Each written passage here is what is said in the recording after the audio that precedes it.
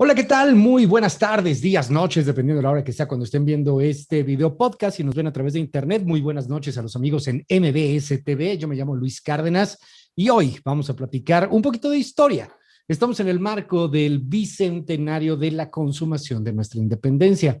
En estricto sentido, bueno, pues vinieron muchas guerras, vinieron muchos conflictos, vinieron muchas injusticias también en la guerra de independencia, en estos grupos, en estos grupúsculos inclusive que se fueron creando, pero al final, bueno, pues conmemorábamos hace algunos días la entrada del ejército trigarante a la Ciudad de México, que de alguna manera pues representa la entrada a un México independiente y el desarrollo de una nación que aún hoy día continúa en formación. Hoy vamos a platicar sobre historia y particularmente sobre un libro titulado El nacimiento de México. Punto. Doy fe. Es un libro que viene desde el Colegio Nacional del Notariado Mexicano y tenemos el gran gusto y honor de platicar con Ponciano López Juárez. Él es presidente del Colegio de Notarios aquí en la Ciudad de México. Don Ponciano, gracias por la comunicación. ¿Cómo está, oiga? Buen día. Al contrario, don Luis Cárdenas, muchas gracias a usted por invitarnos. Todo muy bien, muchas gracias, y estamos a sus órdenes para platicar de ese importante libro que efectivamente hemos editado en el Notariado Nacional.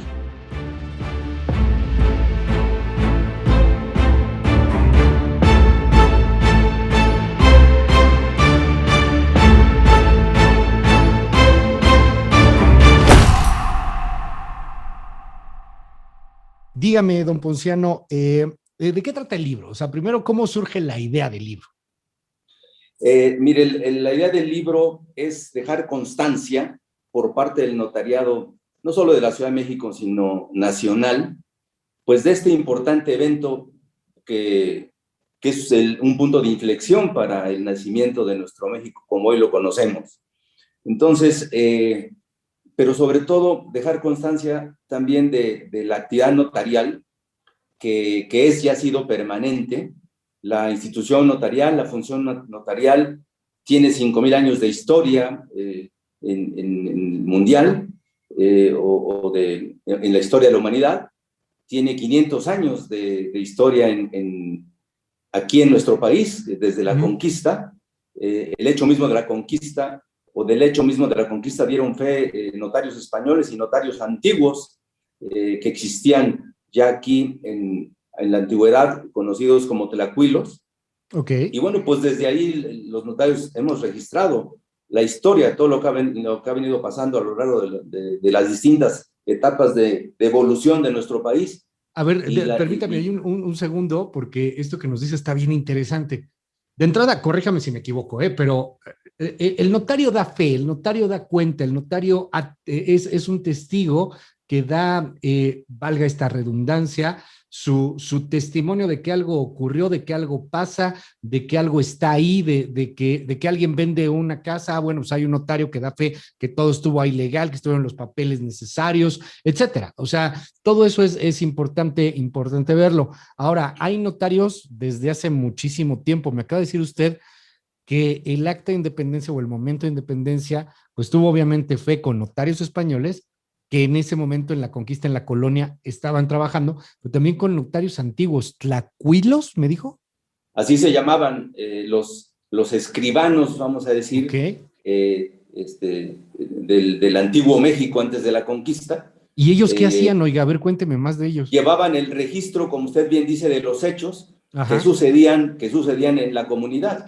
O sea, llevaban el registro de todo lo que se hacía pues desde el sistema de gobierno mismo, y el registro de algunos actos que llevaban a cabo los ciudadanos de ese momento, los gobernados de ese momento. O sea, había un colegio de tlacuilos. Seguramente lo habría, seguramente lo habría. Sí, sí, Oiga, porque estaban organizados, ¿no? Estaban organizados. y ellos eran parte que como de la nobleza, de la élite. ¿Quiénes eran ellos? Pues sí, efectivamente, era gente culta, gente letrada ¿Qué? de la época, y seguramente de la nobleza, como usted bien dice, sí. Qué interesante. Me imagino que parte de esto, bueno, también se narra dentro del libro, ¿no? O sea, esta Ahora mismo existencia. no, porque fíjese que el libro está limitado a un segmento de la historia, que es el Ok. inicio de la independencia y la culminación de la misma. Pero Ujú. ahí de lo que se trata es justamente de destacar pues cómo el notariado estuvo actuando durante ese tiempo de manera permanente y de cómo los actores principales de ese movimiento, Ujú. que fueron don Juan de O'Donoghue, don Vicente Guerrero y don Agustín de Iturbide, además de estar ocupados de todo este tema de la culminación de la independencia, pues Ujú. como cada uno por su lado tuvo la necesidad de intervenir con notarios para cuidar de su patrimonio, de sus bienes y de sus Ay, negocios, porque claro. también, entonces, por ejemplo, don Juan de O'Donoghue aquí en México hizo una ampliación de su testamento para nombrar albacea a su esposa y destinar dinero para su enfermedad, para los gastos de su última enfermedad. Hay que Por tomar ahí ejemplo, en consideración, perdón que lo interrumpa, don Juan, a ver, corríjame si me equivoco, porque a mí me dio clases de historia la CENTE, entonces no vaya a ser que de repente la vaya a regar yo aquí, pero don Juan de O'Donoghue era el último virrey español, ¿no? Fue el último eh, virrey. efectivamente, él, más que virrey, bueno, efectivamente, y era el Ajá. representante de los poderes de España. Ok. Efectivamente, O sea, pero todavía, efectivamente. todavía cuando entra el ejército trigarante, digamos que el estado del derecho positivo era don Juan de O'Donoghue. O sea, el que Exactamente, mandaba exactamente. era, ya no mandaba porque ya había hecho un relajo, ¿no? De la guerra, pero el bueno era Juan de Sí, O'Donoghue. efectivamente, Ok. efectivamente. Era el representante del poder político Ujú. vigente, que era el español en ese momento, es correcto. El gran valor de este libro es la invitación que hace para que ese 1821 se analice también como el inicio de la consumación del movimiento de independencia y por lo tanto del nacimiento del México contemporáneo. Y luego tenemos a este otro actor que es Vicente Guerrero, siempre pues del lado, digamos, un poco más popular, de los rebeldes, etcétera, y que en algún momento hace un pacto con Agustín de Iturbide, que estaba pues en un primer momento más bien apoyando los intereses de España, pero después se concentran en este pacto a final de cuentas, Guerrero y Iturbide, y forman este ejército trigarante. Entonces nos dice, don Juan de O'Donoghue, perdóneme, pero se lo pregunto así como de chisme, porque la verdad está bien interesante. Don Sí, Juan de O'Donoghue amplía su testamento en ese momento en donde sabe que pues ya todo valió, que ya no seguirá siendo él el mismo virrey o que ya no tendrá los privilegios que tenía antes. efectivamente, y también padecía una enfermedad que ya era irreversible porque incluso, o sea, ya estaba, digamos que en sus últimos momentos, por eso prácticamente vino a morir a México, ¿no? Ok. Después de su intervención en la culminación de la independencia. Y él hace el testamento frente a los antiguos notarios, o sea, ok. Exactamente, ante notarios que estaban en funciones en ese momento, Ajá. y le digo, nombra una albacea para ese efecto a su esposa Ok. y destina cierto dinero para el pago de sus enfermedades y para, digamos, una especie de pensión alimenticia para un sobrino Ok. y alguna cantidad también para su médico, que en ese entonces se podía. Ahora mismo no se puede dejar dinero a los médicos, ¿no? Ah, caray, ¿en serio no se O puede? no se puede dejar como heredero a un médico. Ah, no sabía eso, oiga. ¿Sí? No porque se presume Ajá. Que el que lo médico estaría lo va a matar. influyendo en su voluntad, ¿no? Ya. No sabía. Me acaba de dar además un dato. Le digo que todos los días aprende algo nuevo. O sea, Sí. hoy día no puedes dejar a tu médico como el heredero de nada. No, ni a tu médico, ni a tu consejero espiritual, ni a Ok. tu cuidador, Yo ni no a nadie que sabía. esté cercano así en tu última enfermedad, porque la ley presume que hay un influjo contrario a la voluntad de testar. Mire qué interesante.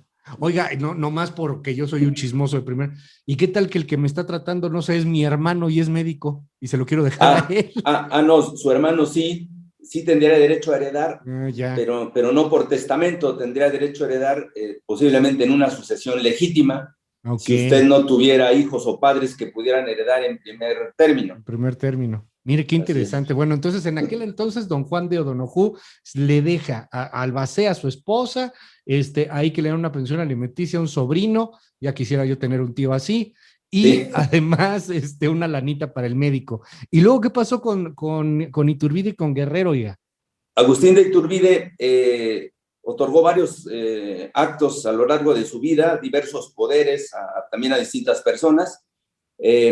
Asumió muchas obligaciones de pago, digamos que firmaba muchos créditos con garantías hipotecarias. Ok.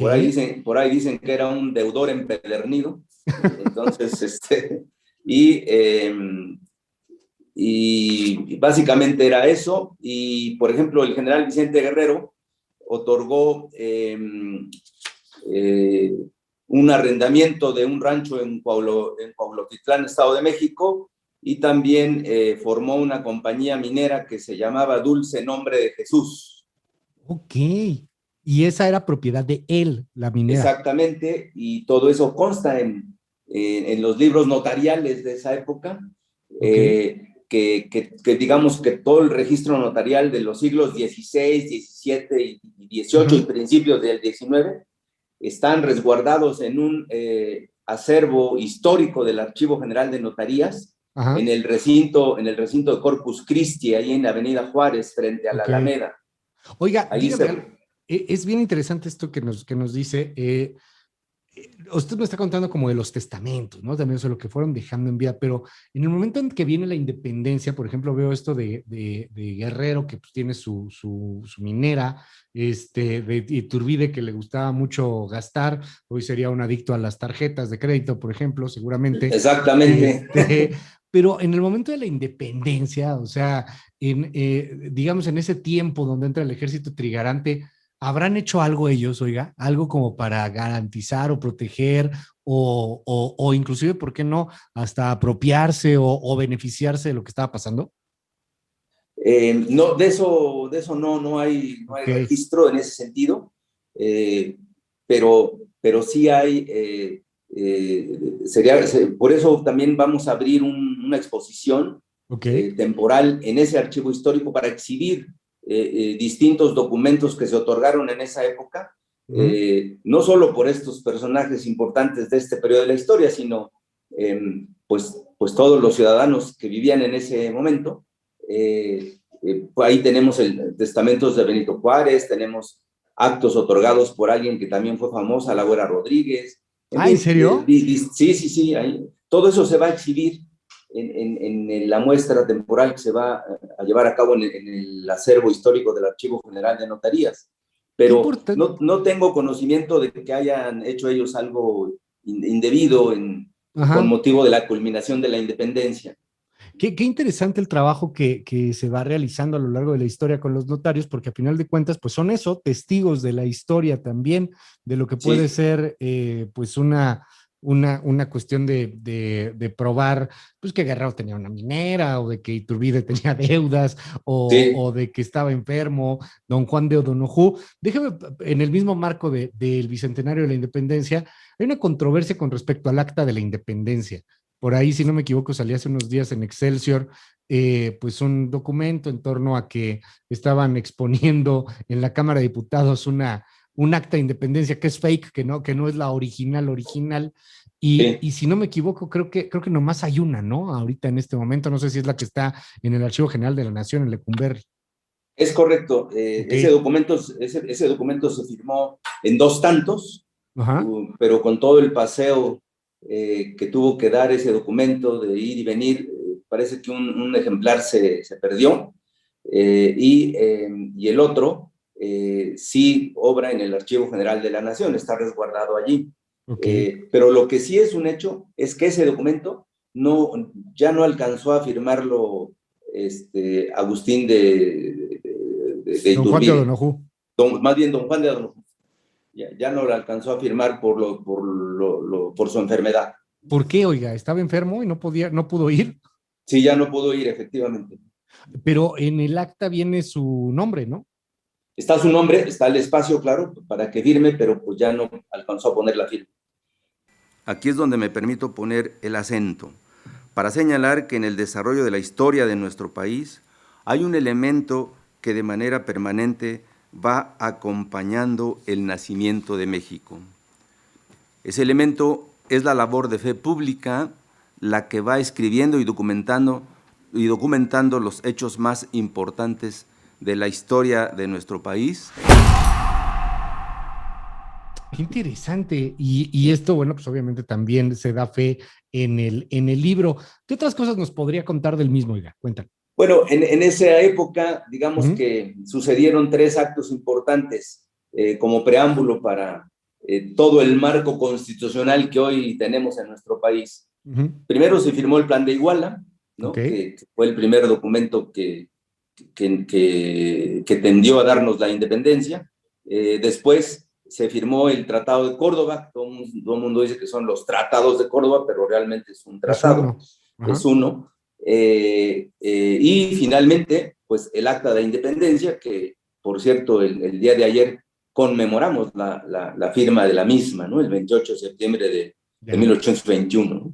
Entonces, que fue un día después de la entrada del Ujú. ejército trigarante a la capital, a la hoy capital del país. Entonces, esos hechos se destacan de manera importante en el libro y desde luego la primera parte de ese libro hace un análisis digamos, constitucional o de la historia constitucional de nuestro país, Ujú. empezando por la Constitución de Cádiz, que es la que pues, nos impusieron los españoles cuando llegaron, de cómo en el marco constitucional pues regía durante toda la época de la colonia esa constitución y Ujú. después cómo se fue gestando, digamos, la primera, el primer documento constitucional nacional, que fueron los Ok. sentimientos de la nación de José De María Morelos. Morelos y Ujú. Pavón, y después, pues ya viene